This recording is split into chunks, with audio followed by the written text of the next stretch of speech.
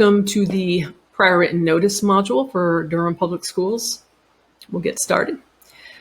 The prior written notice. It's one of the most important parental rights in special education, and many would say that it's probably the second most important document next to the student's IEP. The prior written notice is the LEA's written notice to the parent. It includes facts from the meeting that you just had as a team. It should be detailed and robust enough to eliminate any misunderstandings. It should possess a neutral tone and avoid use of adjectives. And it should also reference the sources of information that were used to make the decisions.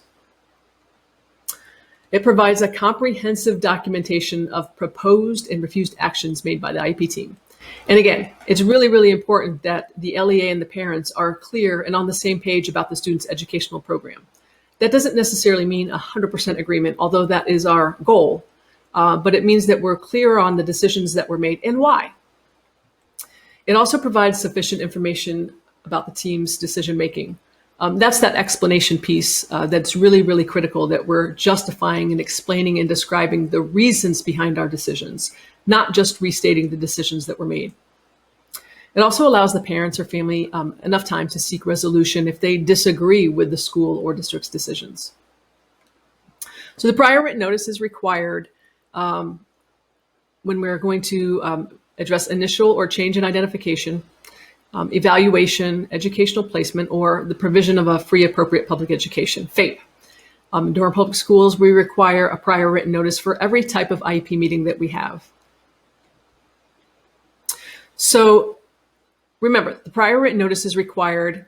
It's to be given after the decision is made, at the conclusion of an IEP meeting, but before the decision is actually implemented, right? Because we've got to give parents time to process and think about the decisions and see them in writing. It gives the parents time to absorb all that has been discussed and determined by the school team. So there's 7 elements of the prior written notice, and you do not have to have those memorized because we're using our state's ECAT system, and all of those components are embedded within the form. So the first thing that we know is when we go into ECATs for a particular student's file, we go under EC process, which is where all of the IEP documents are housed. So under EC process, when we're at this part of the meeting, we would pull down to prior written notice, and this is the screen that would pop up. So all IEP forms are under EC processes, right? So you can see the first questions are drop down. To which parent, guardian, or student is this notice addressed? And we would pull drop downs for each one that's appropriate. The date that the prior written notice was given or sent. So if the parent is at the meeting still when this is being completed, and we can give it to them completed in hand before they go, that could be the date that we put there if it was handed to them. Now, if the parent wasn't there, either because they didn't attend the meeting, which hopefully is not the case, we really want parents involved, and we know we need to make ample attempts to ensure that parents are at the table for IEP meetings. So say the parent had to leave before the prior written notice was completed, and we have to send it. The date that we send it, whether it be by email or mail or by another human being, is the date that we would put in there. And then we put the IEP meeting date. That's the date that we had the IEP meeting attached to this prior written notice. And of course, the meeting time information here. Now, the purpose or purposes of the meeting are also indicated, and this should match what was on the invitation to the meeting, which is another required document, right? That formal invitation to the IEP meeting. So often there are multiple purposes for the meeting, and that's okay. And we don't necessarily always get to every purpose of the meeting. But we make sure that we check all that could be relevant. And again, that should match what was on the invitation. So proposals, refusals, and rejections are really what we're documenting in this prior written notice. And proposals are those final actions that were proposed by the LEA. What were the final things that we said we were going to do? What were the outcomes? Refusals are requests that were made by the parent or the student, but the LEA refused. And rejections are options the whole IEP team considered, but rejected in favor of the actions documented in the proposals. So we'll go through that now. So explanation of actions proposed, right? We'll see this box next in the prior written notice. And where it says descriptions of the actions proposed, we've got a text box, and we're going to write in exactly what those action or actions were. And again, depending on the purpose or purposes of the meeting, there could be multiple. And then the next box is the really, really critical one too, where we're explaining why we made those proposals. Okay, so we'll go through an example here soon. So again, remember, provide a description of each action that was proposed, and there could be multiple. Should be written as a statement that is factually grounded or informative, and it can be bulleted or written as a list of actions. So remember, it's the why part here, the explanation of why we propose those. Okay, we want the parents to make sure they understand how we reached our decision on a specific action, not just that it was the final decision. So for every action proposed, we have to have an explanation why. Okay, so this is a simplified one. In future modules, we'll get into more detail with more complicated IEP meetings and what prior written notices would look like completed appropriately. So in this meeting, it says the team proposed conducting a reevaluation for the suspected disability categories of specific learning disability, other health impaired, and autism. Okay, that was just a description of what was proposed.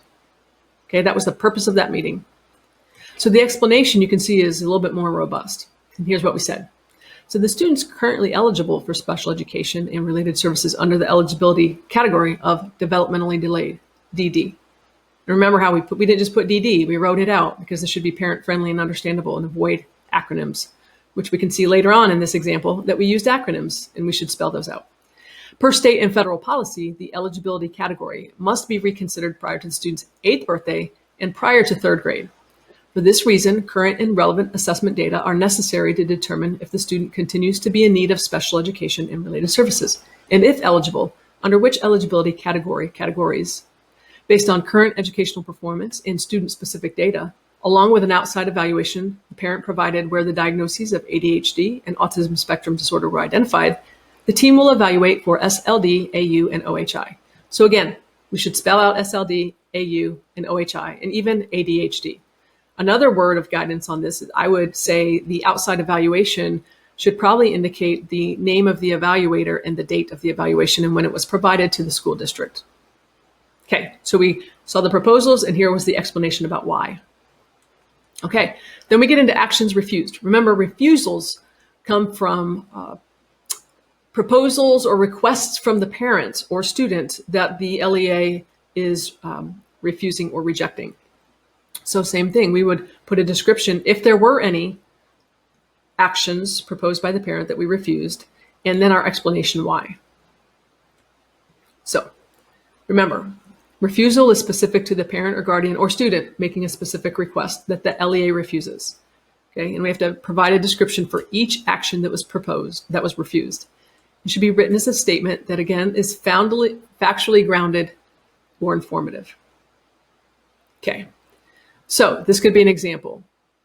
The LEA refuses to continue the child's eligibility category as developmentally delayed past August 30th, 2020. So this would be based on a request that was made by the parent for DD to continue, if that actually happened in the meeting. And then we would say in our explanation why we're refusing that.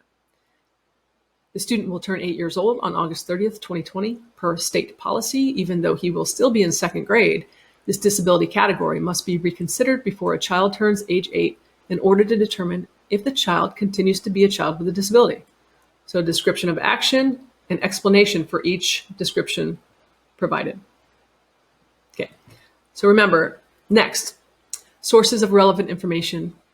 What are the pieces of information in the data that we used as an IEP team to make these decisions?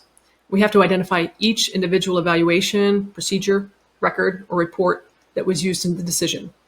This is important because failure to do so excludes critical information that the parents need in order to give informed consent and or file a complaint or seek due process. So in ECATS, this is what the next screen looks like. We would go to source of relevant information, click on the blue where the yellow line is pointing here to add or remove existing data. That would bring up the screen below where we would click on any information in assessments, attendance, grades, or progress tracking data that were relevant and actually discussed during the meeting to support the decisions that were made. And this is all information that should already be housed in the student's file when we click on these. And then that would add them to the prior written notice. Okay. It's important to know too that this prior written notice constitutes the final decision of the LEA, right? And it informs the parent that they have the right to due process That's in their parent right handbook if they disagree with decisions that were made. And then there's also information about who the parent can contact if they do disagree. So we're moving forward with the prior written notice, and we have additional information. We can see that here we need a description of other options the team considered and the reasons those options were rejected. So now we're talking about rejections. And the description of other factors relevant to our proposal or refusal. What would be some other pieces of information that came into play into discussion that contributed to the proposals or refusals? Then the date, the implementation, the decision will be implemented on. And again, the prior written notice was given, sent by whom? That would go in here.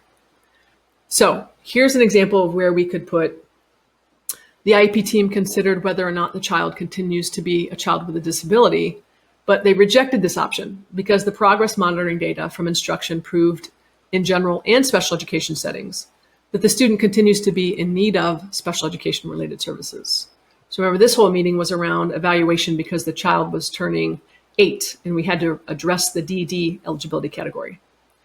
So the team goes on and says, a second option of suspecting a disability in the area of speech language impairment was considered but rejected due to the IEP team's decision that the student's difficulties could not be attributed solely to deficiencies in speech and language. So again, remember, there should be no surprises by the time you get to the prior written notice. These are all things that have been hopefully thoroughly discussed as part of the IEP meeting. So this is the section where we talked about other options the team considered and why we rejected them. So it's clearly spelled out here that there was a discussion around possibly seeing if the child still needs special education, but deciding not to consider exiting because there was data to suggest that the child still benefited, as well as some conversation around speech language impairment to be considered. But we can see why they rejected that and justified that decision. So the next section is about other factors relevant. And sometimes there are some and sometimes there aren't. For this particular meeting, the team wrote, student will be turning 8 this year. So in light of state policy, the area of eligibility must be reevaluated. He has responded well to the specially designed instruction provided through the co-teaching model. However, the student continues to demonstrate difficulty with all academic areas and has started exhibiting difficulty with social pragmatics. So some of this was already stated about the child turning 8, but it's another opportunity to add some additional information.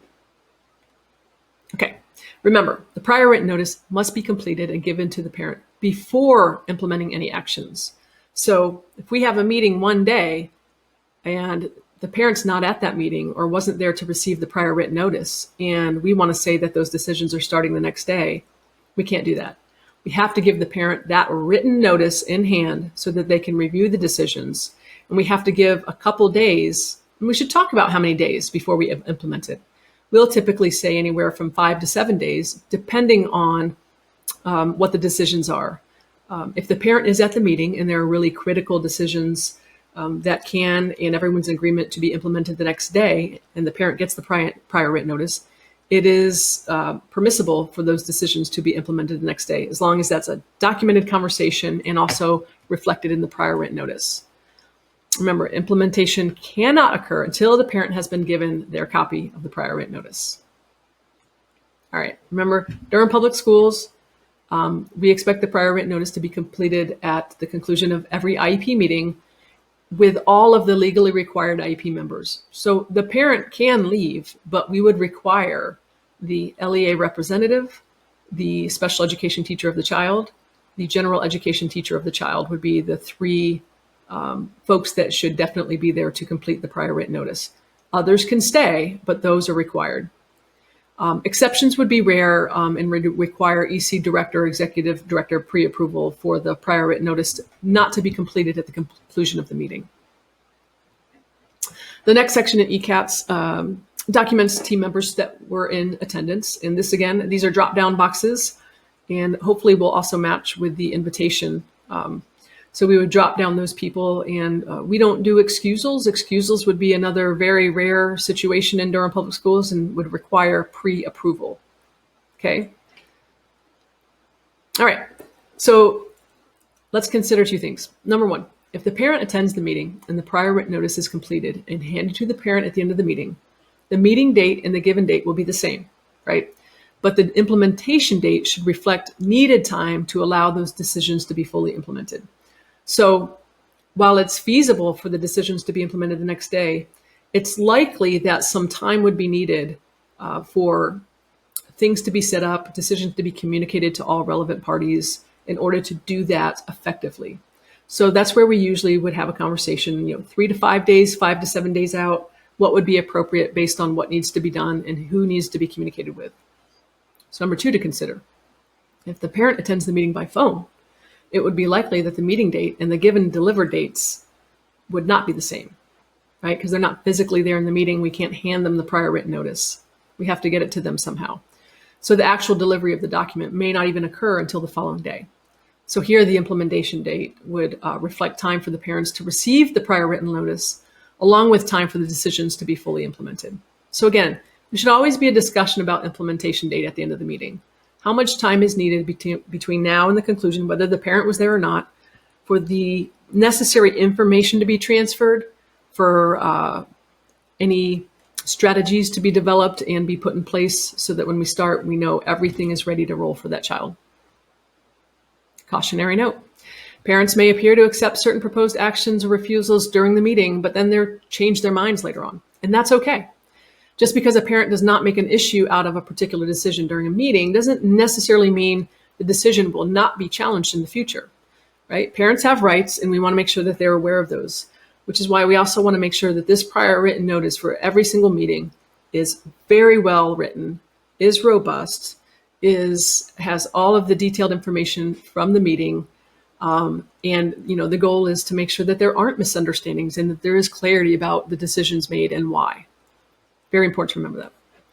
So remember, we've got all proposed refusals, actions, the reasons for them. Remember, this is where you really want to put in the thought and the detail about the reasons, the explanations, the whys, and that all would have been discussed during the IP meeting. And then we've also discussed if there were other relevant factors that influence the decision.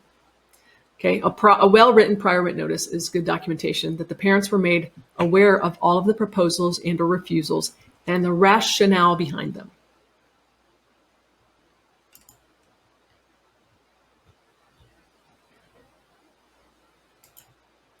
And that's it for prior written notice.